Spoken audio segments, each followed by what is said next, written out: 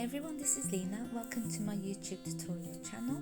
And here earlier on you saw the links to my Facebook, my Instagram and my Pinterest. And also, if you haven't already, please subscribe to my channel by hitting that notification bell so you're next aware when I upload the video, which tends to be on a Wednesday or a Thursday. So what I did was I went onto Google and typed in Easter egg template, and this is how you get a template for the egg that we're going to be making out of cardboard. So once you've selected, all you need to do is save onto your computer and then print when you're ready, and that's your template for your Easter egg. So now what I'm doing is entering Easter Bunny template on my computer on Google, and it will give me images, and then I can then select which type of template that I want. Again, I just save it onto my computer and then print when I'm ready, and that's what I'm going to be using as a template for the Easter Bunny that I will be making from cardboard. So just carry on watching the video to the end and I'll explain as we go along. So the Easter egg that I downloaded off my internet, I cut the template and then I drew around the cardboard. Cut the cardboard out. I cut two pieces, so you have one for the back and one for the front. And I also cut a long strip which is about 1 or 2 inches, and I'm going to so it's about 3 point. It depends the thickness that you want, really, how thick you want your Easter egg. So this is the width that I've done it, and what I'm going to be doing, so it's just a long strip, I'm just going to be rolling it so it's more flexible, so that when I glue it around the egg it's a lot easier. So that's what you need to do. You need to really scrunch it up to soften the cardboard, so you're using it like a band that goes around the egg.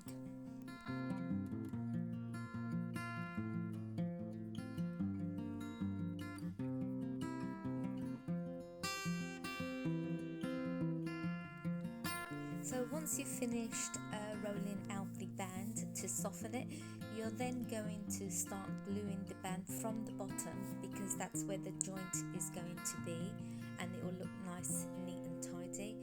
And so you start off with one end, turn it over, which will be a lot easier, and just hot glue the rim of the egg, and taking care with the glue gun as it is extremely hot, and use the table to stand the egg so it sort of gives you a bit of a guideline, so it's as neat as possible.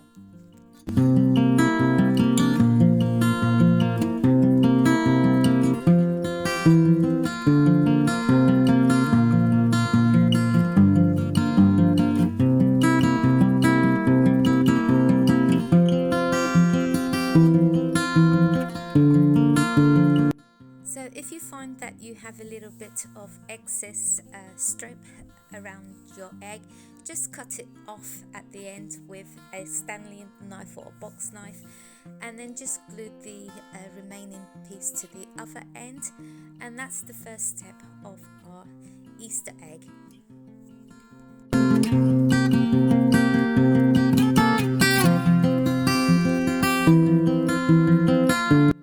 So as you saw, that was the first step. Now the second step is to glue the other half of the egg to the one we've just completed. Now that's the tricky part, and you're going to struggle a little bit with this, but if you go slow and just try and glue as neat as possible, if you find that there's a few gaps where the egg doesn't fit properly, for some reason this happens because you've put the band around the egg, just use a bit of masking tape to sort of secure that all in place, and your egg should be good to go for the next step.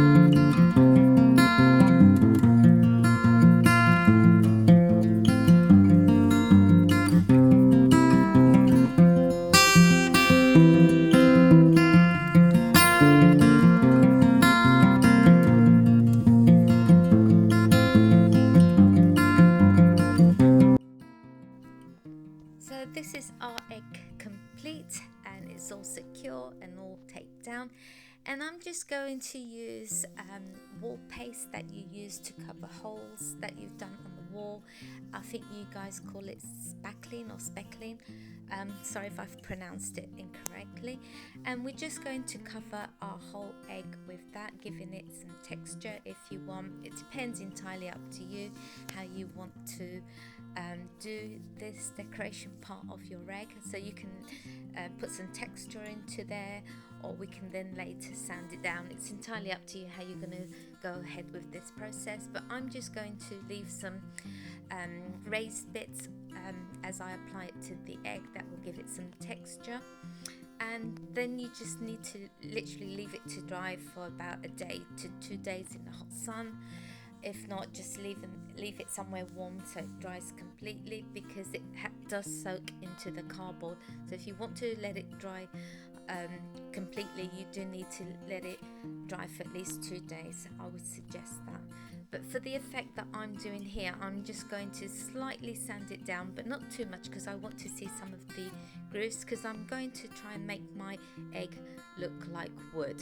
So I want the imperfections in the egg. So I'm just going to just slightly sand some of the excess paste off, but that's about it.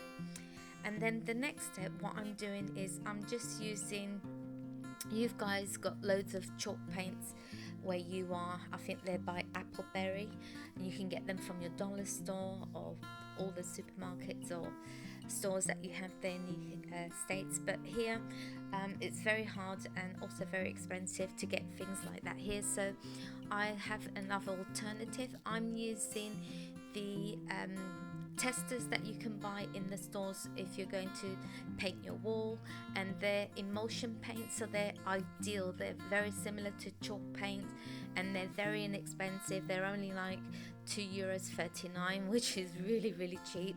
So I tend to use those, and that way I can have various colors and blend.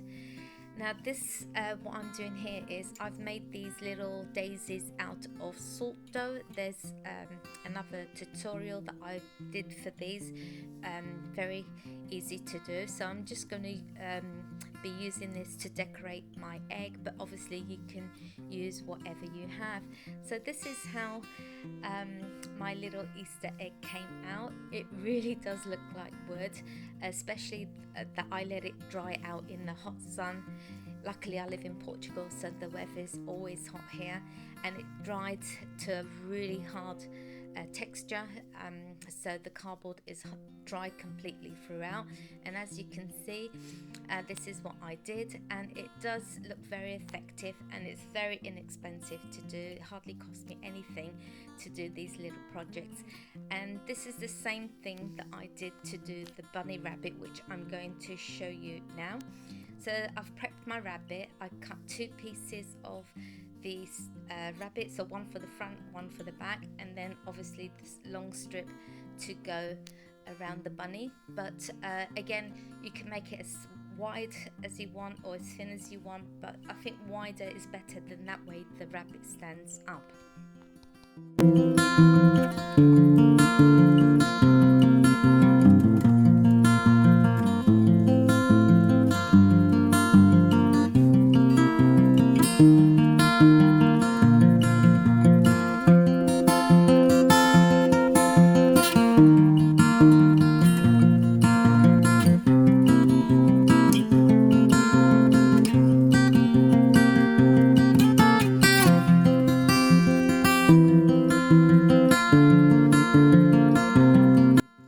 Again, I'm just applying the paste and going through the same process, and once that's done, I'm going to leave it out to dry for at least 2 days.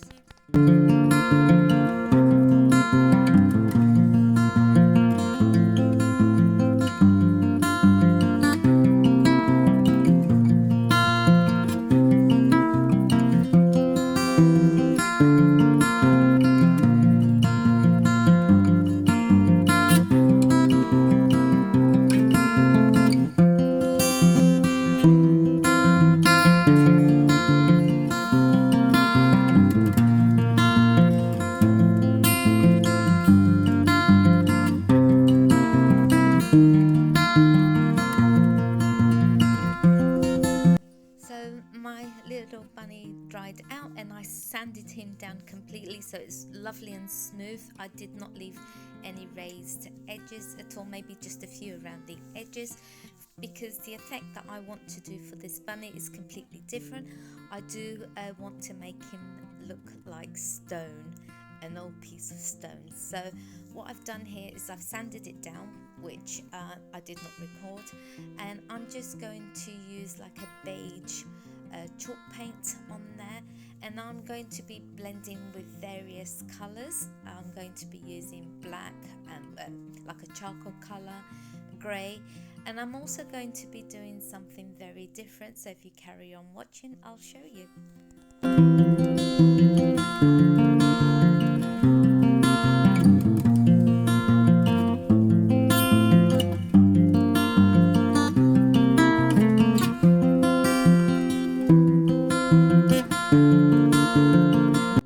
So I saw this technique being done on YouTube, and so this is the thing that I was going to try and show you guys what I did.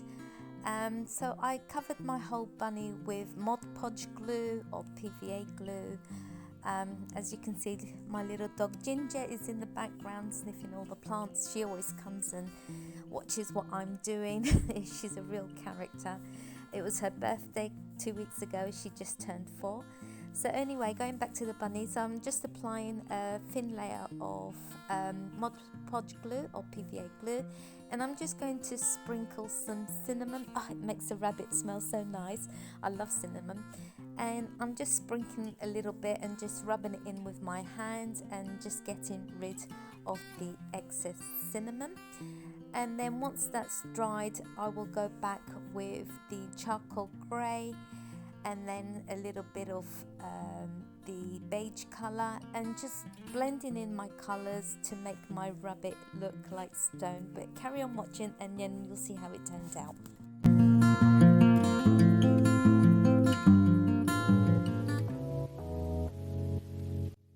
So this is how the little bunny came out. I added some words using some little stencil letters that I have. You just dip them in the ink and then just press. You can buy these on Amazon, and if you look closely, the bunny looks like stone.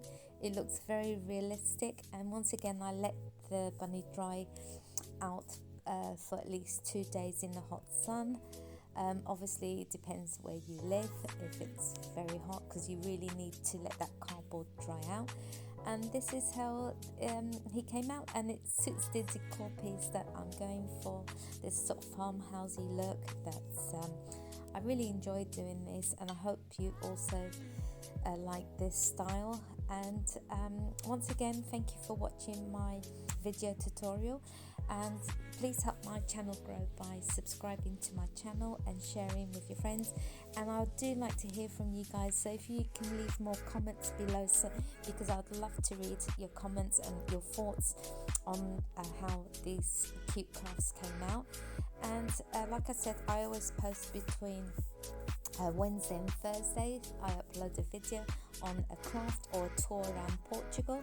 And again, thank you for watching, and I'll see you again soon next week for some more of my Lina's home creation crafts. Thanks for watching. Bye.